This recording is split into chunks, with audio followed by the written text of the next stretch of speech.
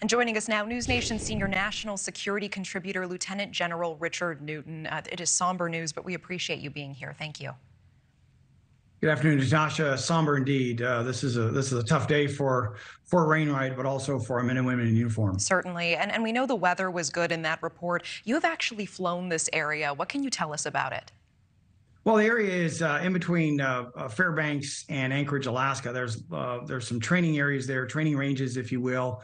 The terrain is extraordinary. Now, Healy, where it's located, is essentially ground level. It's at sea level, or about 1,000 feet elevation. But there's sloping terrain. There's mountainous terrain in the vicinity, and so forth. And I don't know if that's a factor or not. We'll know more after what they've assembled now is what I would call a safety investigation board. But as Evan reported, it's also the weather appears to be not a factor, at least in the Healy area.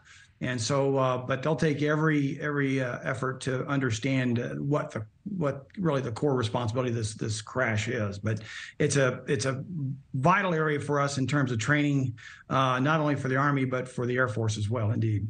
And you say the specific helicopter is trustworthy, but it does have some safety challenges. And of course, we know those 2 soldiers injured in the area in February. Can you explain what those safety challenges are?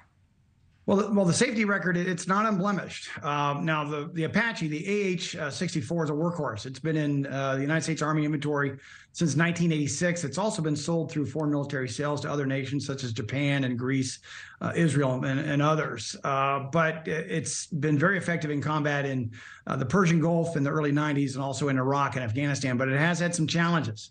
The aircraft has gone through some modifications and so forth. I don't know if it's related to some of the material challenges that the aircraft has had. Again, it's too early to speculate, but when you do, and I've been on safety investigation boards before, again, you're looking for the root cause of this particular accident, and they'll be looking at the crew members, was there pilot error or human error involved? They'll look at material challenges or material failures. They could look at weather, although that doesn't sound like it could be related. Birds in the area, those type of things. But it's too early to tell. But this is a very good aircraft. It's had some challenges, as you related earlier. But also the challenges are we train the way we fight. And so how they employ this aircraft in training is very close to combat conditions and so forth. And so I'm sure the United States Army is going to be taking a look at the training regimen as well. Okay, we certainly appreciate it. Lieutenant General Richard Newton, thank you so much. It's good to see you.